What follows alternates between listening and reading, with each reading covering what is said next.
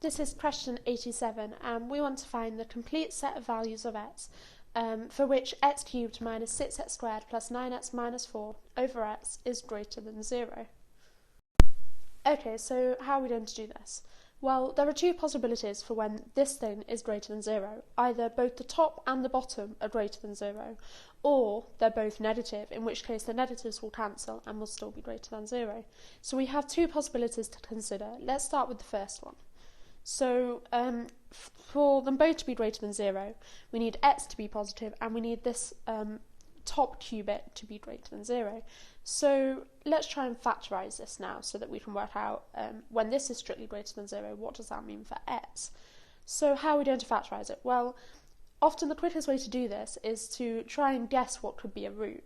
This seems impossible, it could be anything, but the likelihood is it's going to be something quite straightforward. So try 1, minus 1, 2 and minus 2 first, and maybe 3 to have a think. So luckily in this case 1 works because we have 1 minus 6 plus 9 minus 4, which gives us 0 overall.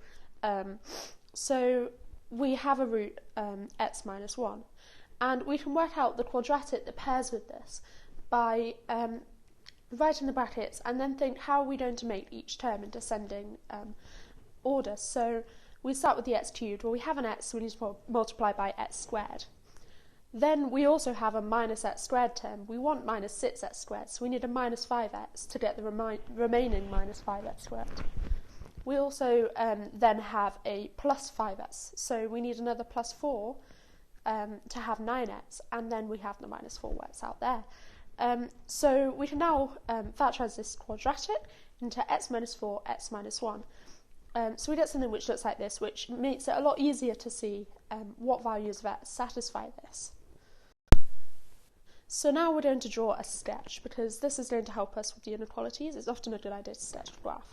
So it's going to look something like this. It's a positive cubit, so it's going to be increasing upwards overall. It has a double root at 1, so it just touches there but doesn't cross, and another at 4, which is this one here.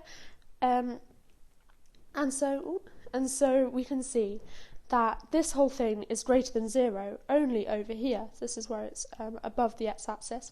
So when x is strictly greater than 4.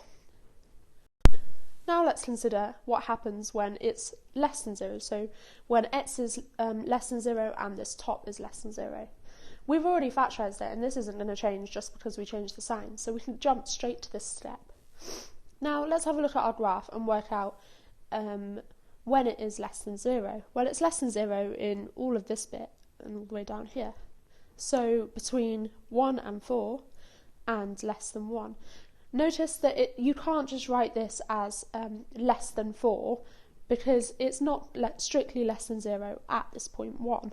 So here it's equal to 0, so it doesn't satisfy the inequality. So we need these two inequalities here. However, we can discard this top one because we've said that we need both the top and the bottom to be strictly less than 0. And if x is between 1 and 4, it's definitely not strictly less than 0, so this doesn't work. Now, we can also override this inequality because this set says x has got to be less than 1, but we also need x less than 0, which overrides it, so we can just replace that with x less than 0 because that's a stronger inequality. And so we have these two inequalities. We got rid of this one, so we just have x less than 0 for both bits being negative, and x greater than 4 for both bits being positive. And so we get that our answer is A.